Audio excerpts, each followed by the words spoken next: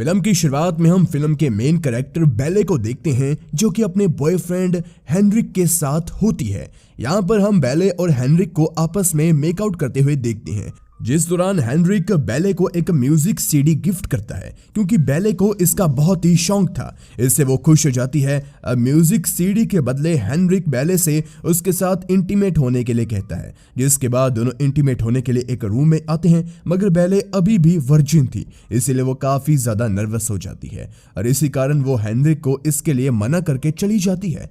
अब बेले घर पहुंचकर वायलिन बजाने की प्रैक्टिस करने लगती है। तभी उसे एक फोन आता है, जिससे उससे खबर मिलती है कि उसका एक वायलिन कंपटीशन में ऑडिशन के लिए सिलेक्शन हो गया है, जिस बात से बेले बहुत ज़्यादा खुश हो जाती है और इस बात को वो अपनी मॉम और अपनी सिस्टर के साथ शेयर भी करती है, जिससे सुनकर उसकी मॉम भी बेले के लिए काफ़ी खुश होती है।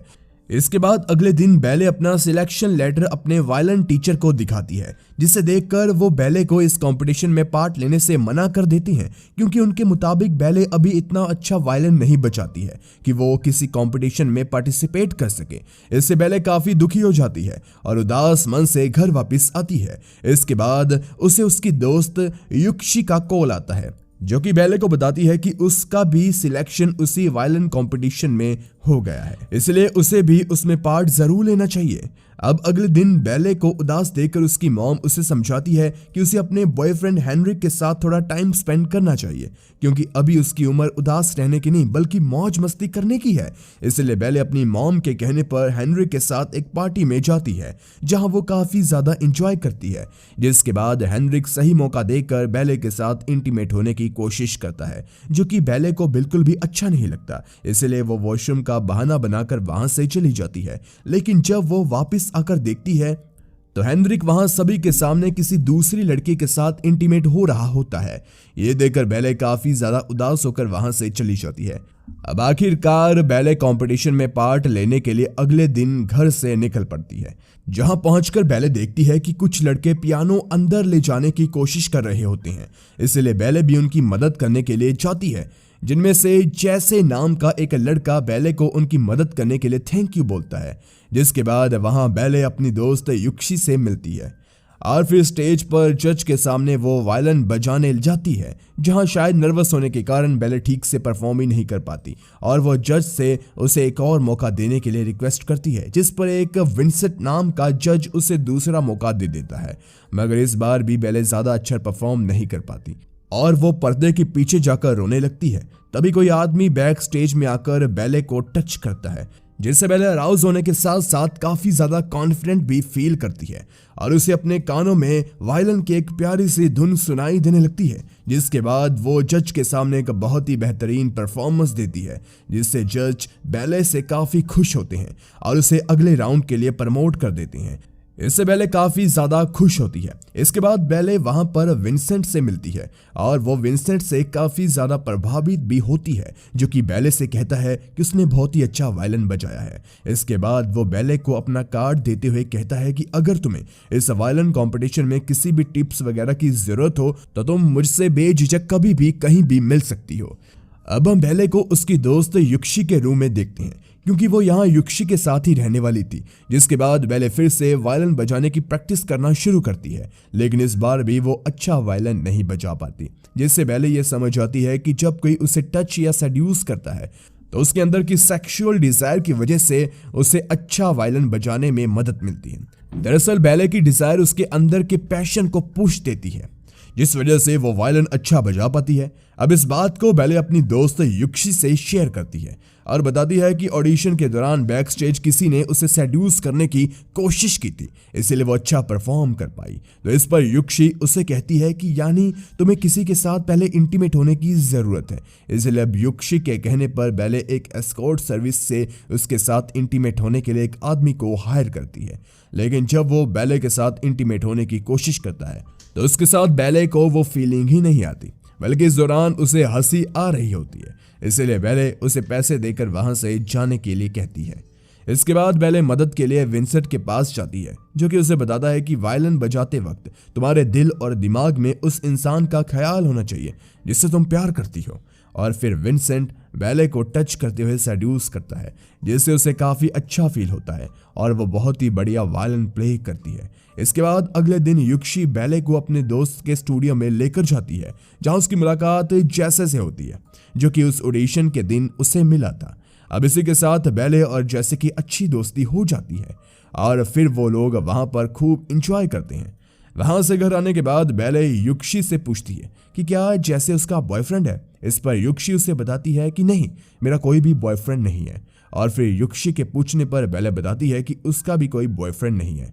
अब यहाँ हम साफ देख पाते हैं कि युक्शी बैले को पसंद करने लगी थी, क्योंकि वो एक लेस्बियन है। अगले दिन युक्शी और बैले दोनों एक क्लब में जाती हैं, जहां वो डांस करते हुए एक ड्रग भी ट्राई करती है। और इस दौरान हम देखते हैं कि युक्शी और बैले के बीच काफी नजदीकियां आ जाती है। तभी वहां पर जैसे बैले से मिलने के लिए आता है और वो बैले को युक्शी के साथ इतना क्लोज देखकर वहां से चला जाता है। दरअसल जैसे को यहाँ ये लग रहा था कि बैले भी युक्शी की तरह लेस्बियन है और दोनों एक दूसरे से प्यार करती हैं। यहाँ युक्शी और बैले घर आकर साथ में इंटीमेट होती हैं, लेकिन अगली सुबह बैले युक्शी से साफ साफ बता देती है कि वो जैसे से शायद प्यार करने लगी है। इस बात को सुनकर युक्शी वहां से उदास होकर चली जाती है और बैले भी नहीं समझ पाती कि युक्शी ने ऐसे रिएक्ट क्यों किया, क्योंकि उसे नहीं पता था कि युक्शी उससे प्यार करने लगी है। हालांकि बैले युक्शी को कई बार कॉल करती है, लेकिन युक्शी उसके किसी भी कॉल का कोई भी आंसर नहीं करती। इसलिए बैले युक्शी को ढूंढते हुए जैसे के स्टूडियो में पहुंचती है, जहां पहुंचने पर उसे जैसे बताता है कि युक्शी यहां नहीं आई। इसके बाद बैले वहां रुककर जैसे की मदद से वायलिन की प्रैक्टिस करती है, मगर जब वो इस दौरान जैसे के करीब जाने की कोशिश करती है तो वो पीछे हट जाता है, क्योंकि उसे भी युक्शी और बैले को लेकर गलतफहमी हो गई थी, जैसा कि आपको पता है। यहाँ से अब बैले जब वापस घर जाती है तो युक्शी उसे वहां उसके सामान सहित बाहर निकाल देती है। इसके बाद बैले जैसे के पास पहुंचती है, जहां पहुंचकर वो जैसे को किसी और लड़की के साथ देखती है।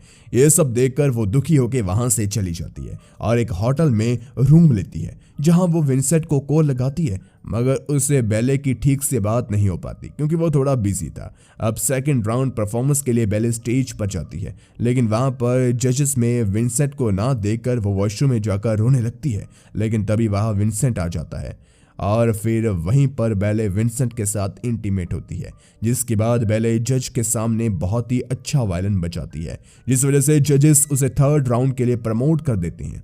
इससे बैले काफी खुश होती है और वह ये बात जैसे से शेयर करती है, जिस दौरान बातों ही बातों में जैसे उसे बताता है कि उसकी कोई गर्लफ्रेंड नहीं है।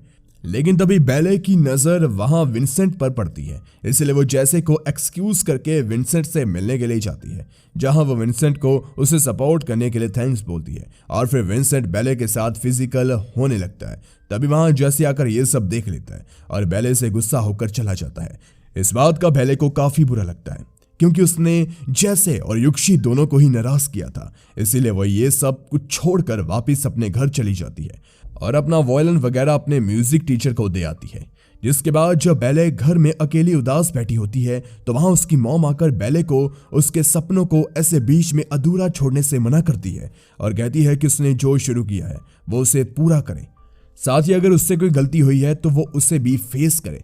अब अपनी मॉम की बातों से मोटिवेट होकर बैले फिर से वापस जाती है, जहां पहुंचकर सबसे पहले वो युक्शी से मिलकर उससे माफी मांगती है, जिसे युक्शी माफ भी कर देती है और दोनों फिर से दोस्त बन जाती हैं। इसके बाद बैले जैसे के पास जाती है और उसे सब कुछ बताने के बाद वो उससे अपने प्यार का इजहार करती है, जहां जैसे भी उसे माफ करके एक्सेप्ट कर लेता है। अब बैले तीसरे राउंड में पार्टिसिपेट करती है और वहां काफी अच्छा वायलिन बजाकर कंपटीशन जीत जाती है, जहां पर सभी जज उसके परफॉर्मेंस की काफी तारीफ करते हैं। इसके बाद बैले बैक स्टेज जैसे से मिलती है और उसे सेड्यूस करने लगती है, जिससे बैले को बिल्कुल वैसा ही एहसास होता है जैसे उसे फर्स्ट राउंड के दौरान हुआ था।